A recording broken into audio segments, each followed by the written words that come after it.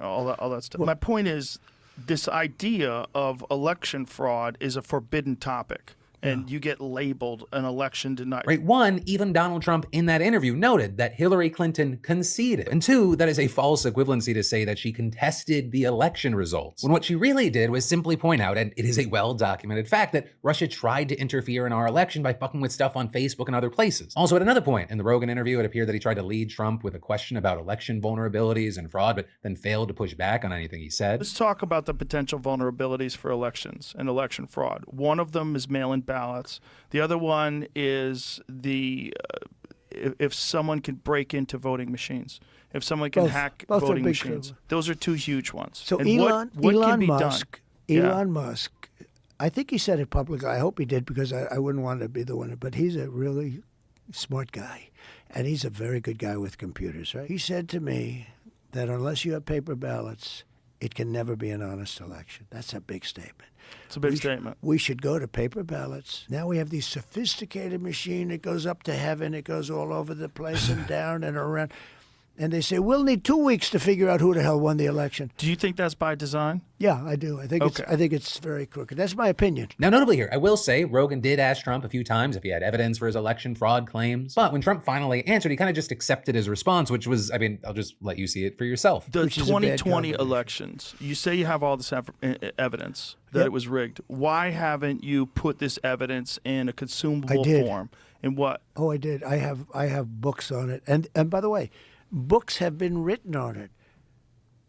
We have an author named Hemingway, who is a great writer. She wrote a book on it, but many books have been written on it. Now, with all that, I do think that it is notable that Rogan did at least try to press Trump on certain issues, right? I criticized Rogan about this and other things in the past. He may have blind spots like we all do, but he does seem to be attempting to get some answers on some of these topics. And that's more than can be said about a number of other people out there. But of course, with this, Rogan's just kind of one of the latest podcasters who have platformed false election claims. With, for example, the Washington Post saying on 14 of the shows that they analyzed, either the host or a guest repeated the Trumpism that his supporters need to overcome an inevitable attempt to steal the election by ensuring their turnout's too big to rig. Also, they said they found 19 podcasts had promoted the baseless claims that Democrats are trying to sway the election in their favor by registering non-citizens to vote. Additionally, some of the shows have been echoing some of the false claims Trump's used to try and undermine the election, with that reportedly including an episode of the Charlie Kirk Show just this month, with there, Kirk asking his guest, Tom Fitton, head of the conservative group Judicial Watch, if he thought the election was fixed. And Fitton responds by just lying and saying it's illegal for votes to be counted after Election Day, even though literally some states mandate that practice. And then claiming that the processes in Arizona and Pennsylvania are structured, quote, to steal the election if need be. Now, with all this, I will say that the two pieces seem to kind of go in slightly different directions. The New York Times piece seems more about money and also in particular YouTube, referencing the Tenet Media scandal that we covered earlier this month, writing RT allegedly funneled the money through Tenet Media, which operated a YouTube channel with more than 16 million views, and then adding Tenet then paid popular pundits to create content, including Benny Johnson and Tim Pool, with them also specifically giving a lot of attention to YouTube ads on this content, reporting that the 30 conservative channels they analyzed had posted 286 videos containing election misinformation,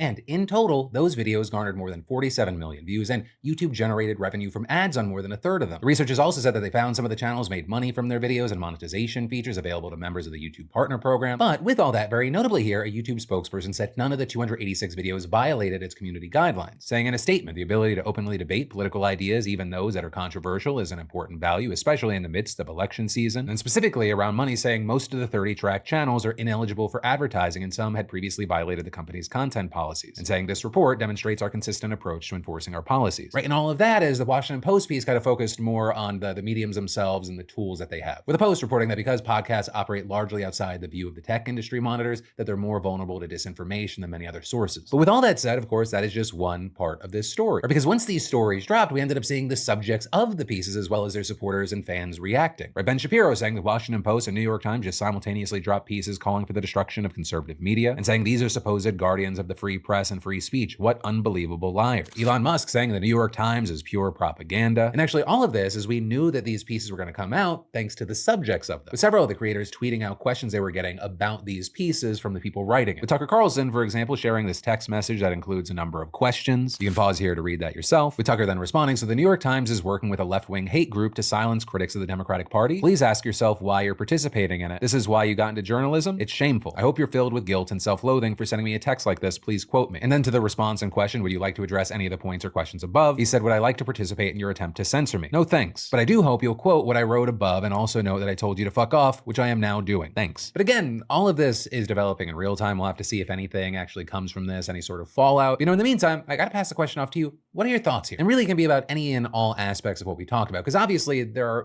it's all connected, but there are certain levels to this thing. Where they're spreading outright lies and misinformation yourself. There's also having guests on and not pushing back, which is obviously a different thing. Some of that can just be, it can have an impact, but that can be connected to just not being a good or well-informed interviewer. And then, of course, there's the aspect of these two massive outlets dropping these pieces on the same day. But yeah, again, that's the situation. That's what the stories are saying. That's what the subjects of the stories are reacting with right now. And of course, I'd love to know your thoughts. But then, taking a quick break from the news, imagine being able to get high quality, ethically sourced meat delivered straight to your door. No grocery store hassle, no compromises. Well, that is exactly why I'm excited about today's sponsor, ButcherBox, a service curating top-notch cuts of meat and seafood from trusted sources, including 100% grass-fed beef, free-range organic chicken, and crate-free pork. And you need to hear this. For the holidays, they've launched a great Thanksgiving offering, meaning you can choose from a free 10 to 14 pound whole turkey, a spiral ham, or a 5-pound boneless turkey breast in your first box. And, I like using ButcherBox, especially during the holidays, because my family's schedules get hectic, and having meat in the freezer, it makes it so much easier to have food on hand. Right? So we're not having to run around chaotic grocery stores and go through drive-thrus. And the value is incredible too, right? When you compare the price to what you'd pay for similar cuts at the store, ButcherBox is very competitive, especially for the quality that you get. Plus, again, it is delivered right to your door with free shipping. I mean, what's not to love there? So new users looking to elevate your meals, go to butcherbox.com/DeFranco and sign up today to receive your choice between a whole turkey, turkey breast, or spiral ham in your first box. Plus, you get $100 off when using code DeFrancoShow at checkout. That's $20 off your first boxes. But then, this new ruling news for Diddy, it could be a complete game changer for him. Because yesterday, a federal judge ruled that a woman suing Diddy must reveal her name or her case is gonna get tossed out. And specifically, the suit we're talking about is one where a woman's accusing Diddy of threatening her life and raping her back in 2004 when she was just 19 years old. And when she filed that lawsuit earlier this month, she did so anonymously under the Jane Doe pseudonym. Now, notably, this specific case is one of the first brought against Diddy, represented by attorney Tony Busby, who has also previously said that he represents more than 150 victims, with him promising to bring over 100 cases against Diddy in the coming months. Right? And in this case, Busby and the woman's other attorneys, they argued that she should be allowed to stay anonymous because of her fear that Diddy could hurt her. But what we ended up seeing was Judge Mary Kay Viscosil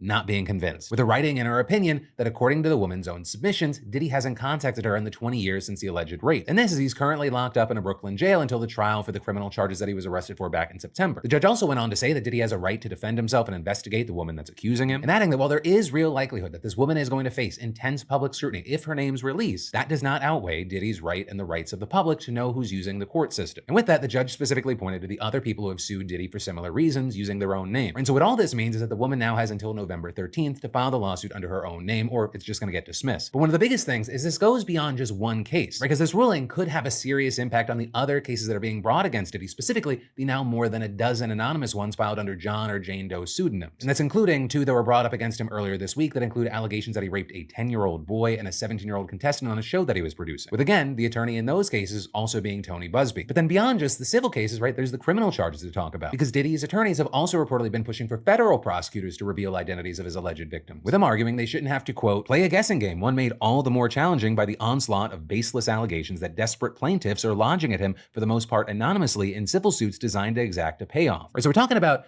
big news, and it's going to be very interesting to see what the ripple effects end up being. But then, last night, the Los Angeles Dodgers beat the New York Yankees in Game 5 to win the World Series. And while some of my LA buddies responded by going like, yeah, and another literally cried, a number of other fans, they gathered together to celebrate, and things went from rowdy too destructive. We're talking about people vandalizing and breaking into businesses, stealing armfuls of shoes from a Nike store, and even setting a bus on fire. Just a whole ass MTA bus on fire in Echo Park. And then when the LAPD stepped in, things didn't get much better, especially as fans took hours to clear the street following a dispersal order. And according to the LAPD spokesperson, there were street takeovers in several places, and police used less lethal munitions to try and control the hostile and violent crowds, with reportedly just 12 people being arrested on charges like failure to disperse, receiving stolen property, and commercial burglary. This, as many online actually heavily criticize the police response to the celebrations. Like with one person saying on a video of the bus burning, the LAPD are to blame for this. They were out in their riot gear minutes after the game was over yelling at people to go home. bitch, we are home. Others also calling upon Mayor Karen Bass to just let people celebrate and, quote, call off the goons. But I will also say it wasn't all insanity, right? There were a lot of celebrations that happened all over the city without incident. Fireworks and chanting, people banging pots and pans together from their porches, and just overall happiness. We also saw things like in Little Tokyo, a crowd gathered around a mural of Shohei Ohtani, the Dodgers player who became the first ever to hit 50 home runs and steal 50 bases in a single season. We even saw the Hollywood sign taken part with just the D